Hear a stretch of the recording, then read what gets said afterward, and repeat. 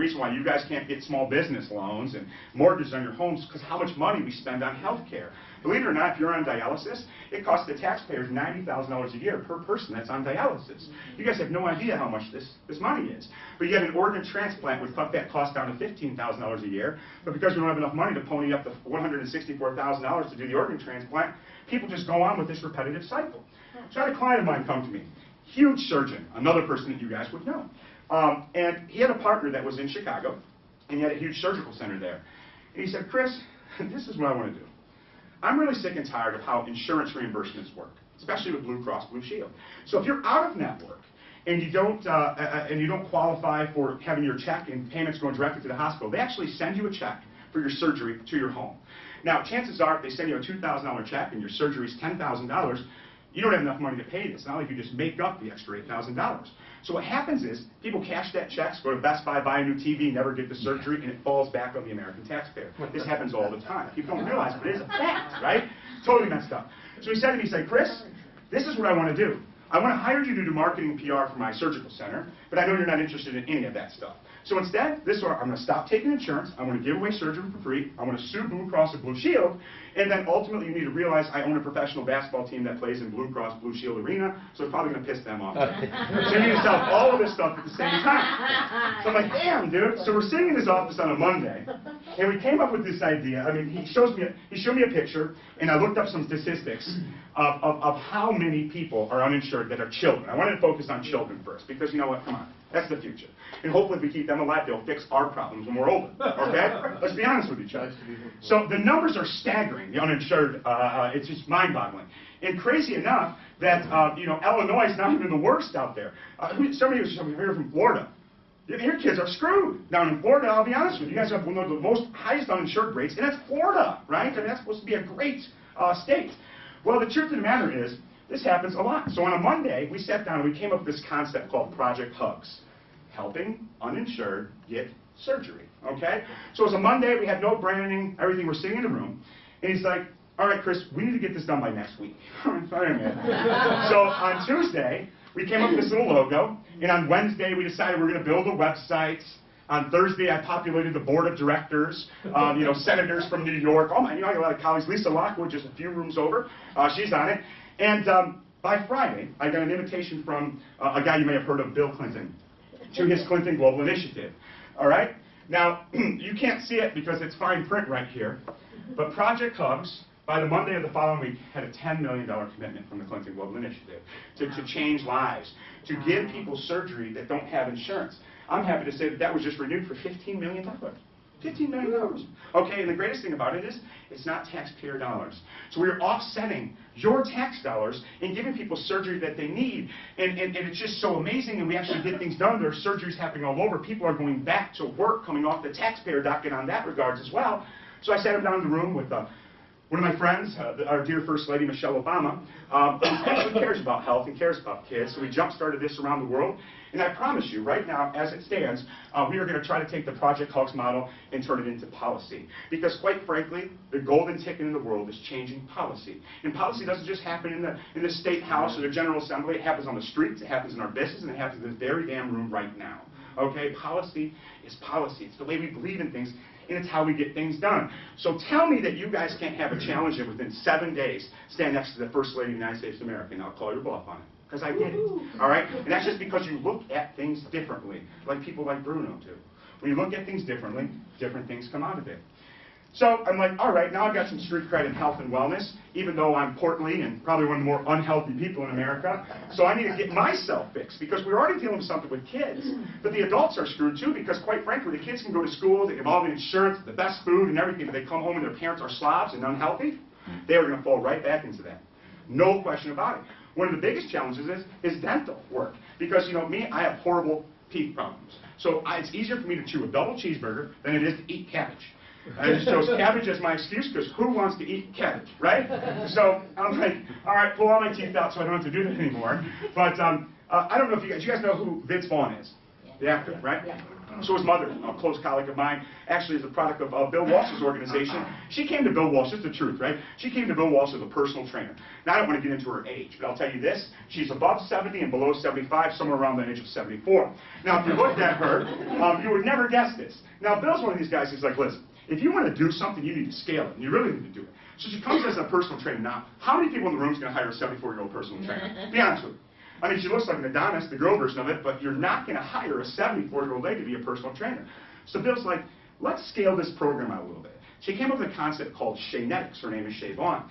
And basically what it allowed her to do was kind of have some digital variations of her product, but really start to affect more people. So she came to me and she said, Chris, this is what I want to do. I want to make healthy food for all the Chicago public school kids. And I'm like, in Chicago, guys, you have no idea. We don't have an elected school board. We just closed 50 schools. 1,074 teachers were laid off on Friday of last week, 554 paraprofessionals, and 484 security guards, and everything else, lunchroom cookers and all this stuff. And quite frankly, like I said before, if the kids have healthy stuff there and they come home to squalor, they're never going to be healthy. So she said, how crazy are you to get this job done? So this is our friend Shay Vaughn, and that is me in a fox costume being whipped in the butt at the Laugh Factory. Okay, so basically what we were doing here is we were trying to raise awareness and raise funds to actually fund Chicago Public Schools having healthy initiative programs. So she came in and we created this concept called the Healthy Initiative. Pretty damn easy, right? So we sit there and we're like, okay, how are we going to do this, Chris? We have some goals, we have some ideas. You know, we're a for-profit brand, but we really want to challenge society to make a difference. So we started with our first campaign, Healthy in Chicago. I started getting the city behind it, the aldermen behind it, private businesses behind it. We had great IP, getting things done. Ultimately, you guys know Dr. Joel Furman. He's literally the foremost expert on the earth for anything obesity, fat kid stuff, and I'm a fat kid, right? I would never be able to talk to you guys right now if I didn't grow up as a fat kid. Blind people can hear better, deaf people can see better, fat kids can talk. You know, we have no other choice. All right, the only ticket we can get in to the cool kids table is by talking. That's it, right? Because it's definitely not the sweat. That doesn't help anybody. So Joel Furman comes into town. We decide we're going to throw a huge event. Now, mind you, events are hard. Bill, how hard are events to plan?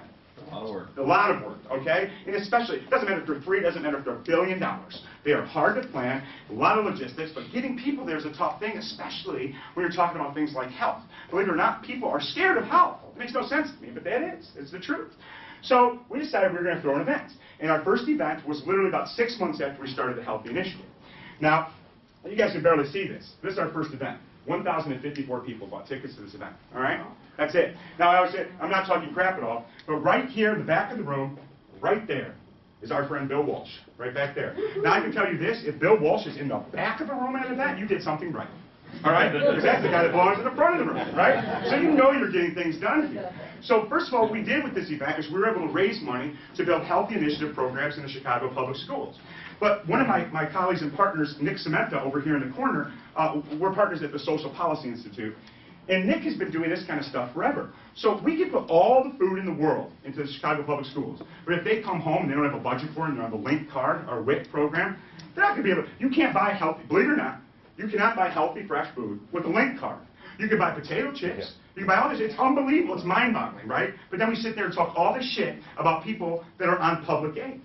So Nick's the type of guy who's like, you know what, Chris? For $1,000, this is the kind of stuff you do. For $1,000, I'm going to get the city of Chicago to give us a lot, and we're going to build an organic garden in the ghetto. I'm like, all right, dude, good luck with that. All right? But then I go back and look at his track record. What this guy did is he started taking old tires and putting potting soil inside of them, planting tomatoes, vegetables, in the middle of the night, like a Navy SEAL Team 6 member, dropping them off in the ghetto, in between the sidewalk and the home. So it's not on somebody's property, it's not on the city's property, it's in an unknown area that there's no law that says who owns it. So then here we are, we're literally planting organic gardens around the city because, quite frankly, you come back to the projects, I don't care who you are, you cannot afford this food, so we are going to give it to them, and we are going to teach them how to grow it. And then we're going to bring some of the top chefs in the world in there, the Brunos of our area, and teach them how to cook with it because we remove excuses, because we have too many excuses in America, right?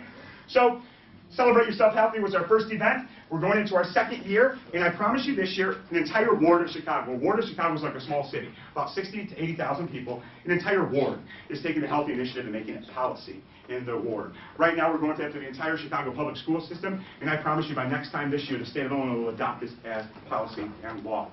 That's how you get shit done, guys, right? Guess how much it cost all of us to get this done? $0. Relationships, guys, relationships. That's how you change the world. So, you guys are all CEO Space people. How many people here are graduates of CEO Space? I guess that's basically everybody. Now, I don't know if you guys have ever met a girl by the name of Monika Wiala. She's from Poland. She's a sweetheart. I'll show you her picture in a minute, and you guys will definitely recognize her. So she came to me, she said, Chris, I have this company called Style Up Girl. It's a shoe store or something of this nature, and we import Polish shoes. We're talking about the ones with spikes and long-ass heels. Really exotic stuff that you would never catch me or my girlfriend in. But what I realized is, once I got through kind of like the broken English she comes to my office one day, she's like, Chris, I've got an idea. So I ship all these boxes out, and I want to do something eco-friendly. I want to do something environmental, and I think that if I do good things, people will buy more of my shoes. I'm like, well, thank you, we're on the same page. So when she ships her shoes, they come in the shoebox, and then there's an outer shipping container. So she wanted to come up with a campaign to encourage people to recycle the outer shipping container. And she says, I want to call it Happy Box. I'm like, damn, man. So what are you trying to do with this? She's like, I want to give back, okay? First of all, the name is now Give Back Box. Never going to mention Happy Box again. It would take more time explaining the Happy Box than it would be to actually implement it, right? So then I said, well, we could sit here all day long and try to get people to recycle things, but people are lazy in America. We're lazy. And sometimes you can't just put stuff out on the curb and they're going to go recycle it. And quite frankly, I don't even know what happens once they take it away. For all we know, they take everything and put it in a damn landfill, right? You can't trust things nowadays unless you do it yourself. So we came up with this concept called Give Back Box. And basically, the Give Back Box makes it easy for everyone to help those in need and make a difference in the world. Very ambiguous. Nobody knows what that means. So this is how this works. So now, we don't want people to recycle. What is the ultimate form of recycling? Anybody know? Reusing. Reusing, right? Thank you very much. So how do we get people to reuse these boxes? That's the question. So what we did is we struck a deal with various powers that be, and we basically developed an address label system. The Give Back Box branding's on this. Now when you get the shipping box, there's a label prepaid on the inside. We ask you to fill the box with clothes, home goods, shoes, and then ultimately the test run came back to my office in Chicago. These are the first 3 boxes that came in, and you know what? I've never seen smiles so big. Because, you know what? It's called proof of concept. We sent out shoe boxes and we got stuff back for people in charity, and I'm talking about good things. I'm like, how do I get some of these boxes sent to my house? I'm talking about brand new clothes, everything like that. I'm sure I could sew a couple of the shirts together to get one to fit me, but regardless, we've got some things going here. So then we're like, how do we actually make this larger? What do we do to take it to the next level? And I said, well, we need some relationships. So as opposed to these boxes coming back to my office, and I am the president of the largest foundation in America to stop homelessness, but the truth of the matter is, we can't have everything coming back to my office. I want this to be big, but it's one thing to just give people things, and it's another thing to teach them how to get things themselves. Nick, what do you call it? Ion, explain to what you do with young kids. Identify opportunity and negotiate. Okay, so as opposed to trying to give your kids allowance, what Nick does with his daughter is she teaches her how to identify things, seek opportunities, and look at what's available, but negotiate for it. Okay? Now, as little kids, 2 years old, they aren't getting allowance, and 3 years old not getting allowance, but instead learning how to be creative, learning how to get mommy and daddy to be excited about what they're doing, and negotiating the process, the same thing we wanted to do here. So we wanted to go to a place like Goodwill, because see, Goodwill turns it into a business. You see, people donate stuff there, and then they sell it, and some of the very people that are the salesmen were people that were once getting this stuff as homeless people, right? That's the truth. Goodwill's based down in Dallas, Texas. Now, how in the heck do we fund this? See, these boxes are expensive because, you know, we're talking about if you have a good box full of stuff, we're up to $12 to ship this. So we went down to Goodwill and St. Vincent's Hospital and we struck a deal with them. We got them to pay the shipping. Why is that? Because as long as they have a 3-to-1 ratio, if they pay $10 for shipping and they're able to sell everything inside for $30, they make money. See, it's a business, and it all goes back to people that didn't have anything at all. So then a very small company, by say small I mean huge, Karma Loop, they're the ones who came to the rescue of the Boston Marathon. They're based in Boston. It's probably the coolest website for urban wear ever. Okay, all the cool kids are buying their stuff there. And quite frankly, everyone wants to be at the cool kids table, so you start with the coolest thing, okay, and then you let it trickle down. So as of next week, 150,000 boxes a month are sent out by Karma Loop to their people that buy their products. Now, I can't begin to tell you with 150,000 bucks coming back to charity. That's going to do to change the world. And then a slightly smaller company came to us and said, listen, we've got bigger boxes. We're Dell. We run shit, but we're nerds. So we want to look cooler. So we figured that since we had huge computer boxes, how much stuff can you put in these? And I said, a lot.